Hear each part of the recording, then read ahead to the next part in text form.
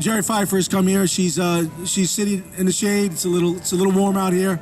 Her travels and her dedication show just how much it means to her to spread the word and to help other people, first and foremost. So I'm very, very proud to introduce you, Geri. Thank you so much for being here. Thank you very much. Thank you. My pleasure. It has been very encouraging to see so many people gathered here in our nation's capital. We come together at this time and in this place for one reason. Each of us has a taken child, grandchild, great-grandchild, niece, or nephew that we love, with the love that only we, their family of origin, can give. One thing we hold in common: we have been erased from our beloved child's life. This child may be a victim of parental alienation, the corrupt family courts, and/or child protection agencies.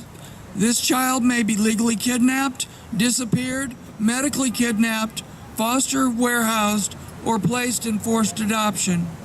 Since my grandson Jake was taken on October 31st, 2013, I have embarked on a journey of discovery and truths that have rocked my world and shaken me to the very core of what I thought to be true about justice and the American court system. In spite of my grief and pain, it has been an amazing journey. I have been blessed to meet the most determined, steadfast, and fierce group of advocates, activists, and family members of America's taken children. This road has not been easy, and we are nowhere near the end of our epic battle for our taken children. But we have come a long way. I say battle because we are indeed in a war, a historic war for our constitutional right to be safe in our home and in our person without government interference. The fundamental right to raise our child in the manner we have chosen based on our ethnic and religious beliefs has been taken away from us by lawmakers in a very real, federally funded program of social grooming. Child welfare laws are built to exclude the poor, the addicted, and the social outlaw by confiscating their child for the highly lucrative adoption market, excluding the parent from social services programs, and giving the child a better home. This negates the right of every American to live within their means without persecution. Yes, Americans have a right to be poor without fear of losing their children. Our country was built on the backs of the huddled masses, the poor, the decades of immigrant labor, the grit and determination to become who they want to be without government interference. Our forefathers, in their infinite wisdom, handed those rights to us in the Constitution of the United States of America.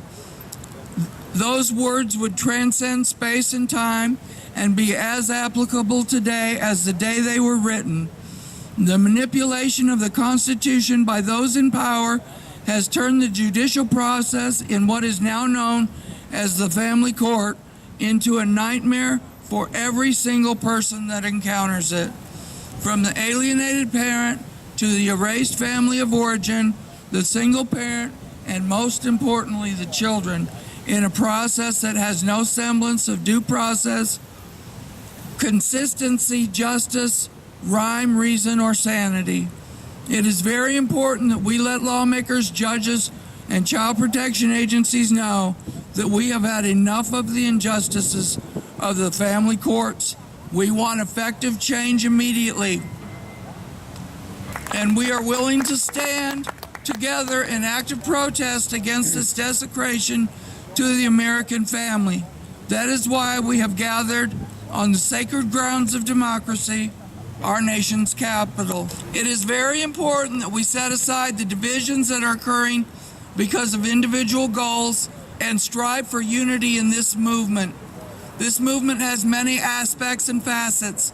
No single entity or goal is more important than the common goal of a fair and just family court process for all citizens. At no other time in the history of our nation has it been more important for us to have unity. We are fighting for our children, our future, the future of America. Got a granddaughter's drawing there.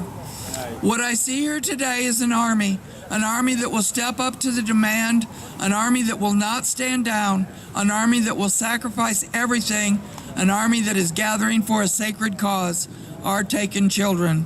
We will not continue to allow our government to harvest and barter our children onto an open adoption market or allow them to be placed in foster warehousing, institutionalized group homes, and care facilities for federal dollars. History shows us time and time again what happens when dictatorial laws are put in place to try to sequester a portion of society or crush the human spirit. The fall of Rome, the French and Russian Revolution, the American Revolution, just to name a few. We, the people, will not be dictated to by an out-of-control Congress any longer. Know one thing, Mr. Congressman. We, the people, will no longer be denied our civil liberties. We will no longer accept the destruction of the American family and the travesty of justice called the family court.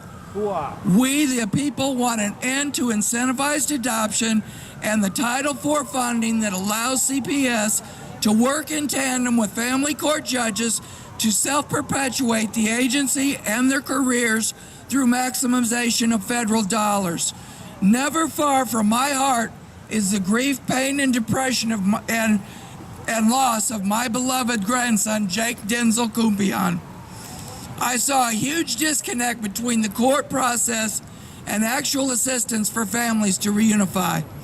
I wrote articles to assist parents in their fight for their children as I delved into the corruption I was witnessing. I realized that I was looking at the largest Ponzi scheme that the world has ever known. That our very own government was duping its citizens under the appearance of justice. In my case, the truth is that a foster parent decided to adopt my grandson, and our case moved from reunification to termination of parental rights in a matter of minutes. This childless woman's future, her happiness, would come at a grievous loss to all members of my family.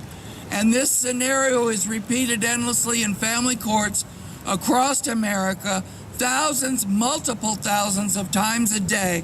This year, over 70,000 children will be adopted to strangers in America alone.